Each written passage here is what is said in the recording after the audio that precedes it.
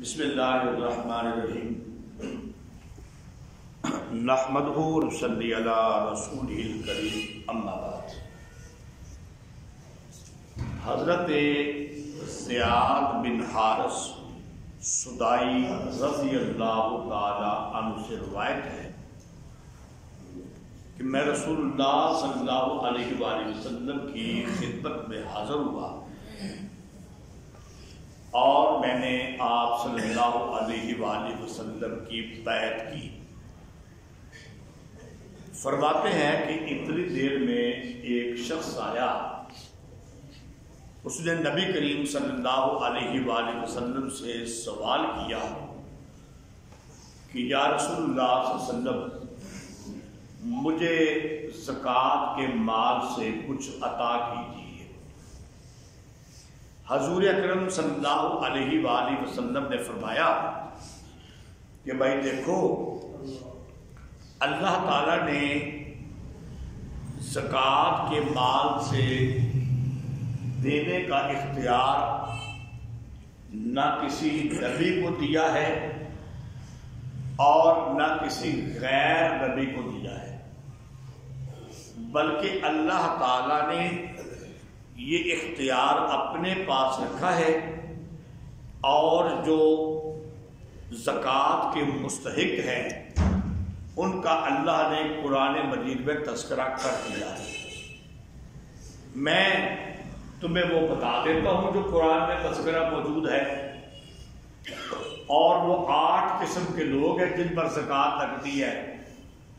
اگر تم ان میں سے کسی قسم کے ہوئے تو تمہیں مل جائے گا، نہ ہوئے تو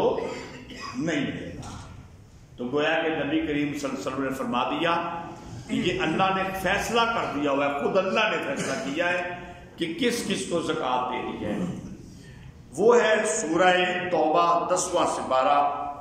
اس کی آیت نمبر 60 ہے، جس میں یہ 8 مصارف بیان ہوئے ہیں۔ انما الصدقات للفقراء، صدقے سے مراد یہاں پہ زکوٰۃ ہے۔ پہلا نمبر ہے فقراء کے لیے ہے، والمساکین، اور مسکینوں کے لیے۔ فقیر اور مسکین کے اندر فرق مفسرین نے، شارحین نے یہ بیان کیا ہے کہ فقیر وہ ہوتا ہے جس کے پاس کچھ بھی نہ ہو، اور مسکین وہ ہوتا ہے جس کے پاس کچھ نہ کچھ تو ہو لیکن اس کی ضرورت کے مطابق نہ ہو،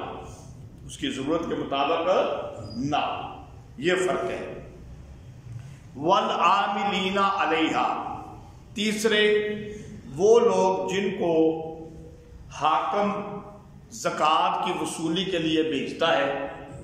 ظاہری بات ہے کہ وہ شہر شہر جاتے ہیں، لوگوں سے جا کے زکوٰۃ وصول کرتے ہیں، تو وہ کوئی دکانداری یا کاروبار یا دفتر تو نہیں چلا سکتے، ٹھیک ہے، وہ تو اس کام کے اندر لگے ہوئے ہیں، تو ان کو بھی زکوٰۃ کے مال میں سے حصہ دینا چاہیے تاکہ وہ اپنے بیوی بچوں کا پیٹ پال سکے۔ نمبر 4 والمؤلفۃ قلوبہم، وہ لوگ جو کہ اسلام میں نئے نئے شامل ہوئے ہیں، ان کے دلوں کو مضبوط کرنے کے لیے۔ اور دوسرا اس کا معنی بعض نے یہ بھی لیا ہے کہ کسی کے اسلام لانے کی امید ہو، یہ چوتھا مصرف ہے۔ اس کے بارے میں اکثر علماء کہتے ہیں کہ یہ اب باقی نہیں رہا، یہ صرف نبی کریم صلی اللہ علیہ وآلہ وسلم کے زمانے تک تھا۔ نمبر 5 وفی الرقاب، غلاموں کی گردن آزاد کرنے کے لیے۔ غلام ہوتے تھے نا، ان کے مالک ہوتے تھے، تو بعض اوقات غلام اپنے مالک سے کہتا تھا کہ مجھے آزاد کر دو اور اس کے بدلے میں مجھ سے کوئی پیسے لے لو، تو ان کا معاہدہ ہو جاتا، مثلاً 10,000 روپے کا معاہدہ ہو گیا۔ اب وہ آدمی غلام جو ہے اس نے 10,000 کے مالک کو دے کے آزادی حاصل کرنی ہے، وہ آپ سے اپیل کرتا ہے بھائی مجھے 10,000 روپیہ مل جل کے لوگ کر دیں، تاکہ میں اپنے مالک کو دے دوں اور میں آزاد ہو جاؤں، اس پر بھی زکات لگے گی۔ والغارمین، 5ویں نمبر پر وہ لوگ جو کہ 6 نمبر پر جو کہ چٹی بھرے، تاوان بھرے، اس کے 2 چیزیں اس میں بیان کی گئی ہیں کہ ایک آدمی ویسے تو مالدار تھا لیکن کسی حادثہ کی وجہ سے مال ضائع ہو گیا، چٹی پڑ گئی اس کے اوپر، یا ایک آدمی نے کسی دوسرے آدمی کی ضمانت دی تھی، کسی دوسرے آدمی نے قرضہ دے رہا تھا نا، تو اس آدمی نے اس کی ضمانت دی کہ یہ فلاں وقت تک ادا کر دے گا، اور اس کے پاس موجود تھا، یہ ادا کر سکتا تھا، لیکن دوسرے سے ادا نہ ہوا اور اس کی بھی کیفیت یہ بن گئی کہ اب اس کے پاس بھی اتنا نہیں کہ یہ قرضہ ادا کر سکے اس کا، تو اب اس کے اوپر تو چٹی پڑ گئی نا، تاوان پڑ گیا، اس کو بھی زکات دی جا سکتی ہے۔ 7ویں نمبر پر وفی سبیل اللہ، جو اللہ کے راستے کے اندر نکلے، اس میں بھی 2 قسم کے لوگ شامل ہیں، ایک مجاہدین جو جہاد کرنے کے لیے اللہ کے راستے میں نکلے، اور ایک وہ طلباء جو دینی مدارس کے اندر آ کے علم حاصل کرتے ہیں، وہ بھی جب تک واپس نہ پہنچے، حدیث کے اندر بھی یہ بات آتی ہے کہ جو دین کا طالب علم ہے وہ جب سفر کرے اور علم حاصل کرے، جب تک وہ واپس اپنے گھر نہ پہنچے وہ اللہ کے راستے میں ہے، حدیث بھی یہ کہتی ہے، تو اس میں وہ طلباء بھی آ جائیں گے۔ 7 ہو گئے، اور 8ویں نمبر پر وابن السبیل، مسافر، ایک آدمی کلندار سنگھ سے نکلا، راولپنڈی پہنچا، ہے لاکھ پتی کروڑ پتی، رستے کے اندر 50,000 روپے جیب میں تھا، کٹ گئی، نکل گیا، اب واپسی کے پیسے بھی نہیں ہیں اور مسافر ہے، اور یہ تو پرانے وقتوں میں قرآن تو ہے نا قیامت تک کے لیے، اب تو اے ٹی ایم کارڈ آ گئے، اور لیکن اب بھی ضروری تو نہیں کہ ہر ایک بندے کے پاس کارڈ ہو کہ وہ پیسے نکلوا لے یا فوری طور پہ منگوا لے، تو وہ مسافر ہے، تو اس کو بھی جو کہ مجبوری کے اندر پھنس گیا، گھر میں اگر سے پیسے موجود ہیں،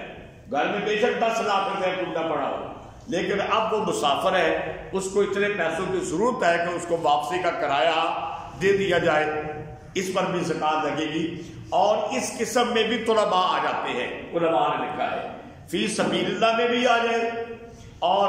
طلباء جو ہوتے ہیں جو باہر سے آ کے دور دراز کے علاقوں سے آپ کے جامعہ محمدیہ کلندار سنگھ میں بھی اس وقت جو طالب علم پڑھ رہے ہیں، ڈیرہ اسماعیل خان کے لڑکے بھی ہیں، بکر، میاں والی، بہاولپور، لیا، تو وہ مسافر ہی ہے نا، تو یہ 8 مسلک بیان کیے گئے ہیں۔ اب آخری بات سن لیجیے، فریضۃ من اللہ، اللہ کی طرف سے اس کو مقرر کیا گیا ہے، واللہ علیم حکیم، آخر میں فرمایا اللہ تعالی جاننے والا، حکمت والا ہے۔ بھئی اس کا کیا مطلب ہے؟ زکوٰۃ کے مطلب بیان کر کے آخر پر فرمایا اللہ جاننے والا ہے، اس کا کیا مطلب ہے؟ اس کا مطلب یہ ہے کہ ایک آدمی آپ سے سوال کرتا ہے، لوگ اکثر علماء سے پوچھتے ہیں، بھئی ایک بندہ باہر سے آتا ہے، اگر قلعے کا ہو، آپ کے محلے کا، تو آپ کو پتا ہے کہ یہ ضرورت مند ہے کہ نہیں، باہر سے آ کے سوال کرتا ہے، اور ضمنی طور پہ یہ بات گزارش کر دوں کہ مسجد کے اندر آ کر اگر کوئی آدمی سوال کرتا ہے تو سوال کرنا جائز ہے۔ بعض لوگ کوئی سوال کرتا ہے، اس کو منع بیٹھ جا بابا، یہ بات غلط ہے، کیونکہ نبی کریم صلی اللہ علیہ وسلم کے زمانے میں سائل آیا تھا اور پیارے پیغمبر نے نماز کے بعد اس کے لیے اپیل کی تھی، ٹھیک ہے؟ تو جب پیارے پیغمبر نے یہ کام کیا ہے، اپیل کی ہے، تو سائل ہے، ضرورت مند ہے، اگر مسجد میں بھی کر لے گا، ہاں شور نہ مچائے زیادہ، بس ٹھیک ہے سوال کرے اور بیٹھ جائے۔ تو اب وہ باہر سے آیا تو لوگ سوال کرتے ہیں، بھائی اب یا تو آپ کے پاس کوئی دلیل موجود ہو، نہ کرینہ موجود ہو، آپ کو کہیں سے پتہ چل جائے کہ یہ حاجت مند نہیں ہے، پھر تو آپ اس کو نہ دیں، لیکن اگر آپ کے پاس کوئی دلیل موجود نہیں، کرینہ موجود نہیں ہے، اس نے سوال کیا ہے، وہ رو رہا ہے، وہ مجبور ہے، آپ اس کو دے دیں، آگے اگر اس نے غلط لیا ہے تو اللہ جانتا ہے قیامت کے دن اللہ تعالیٰ خود اس سے پوچھے گا۔ اللہ تعالیٰ سے دعا ہے کہ اللہ تعالیٰ ہمیں عمل کرنے کی توفیق عطا فرمائے۔ وما علینا الا البلاغ۔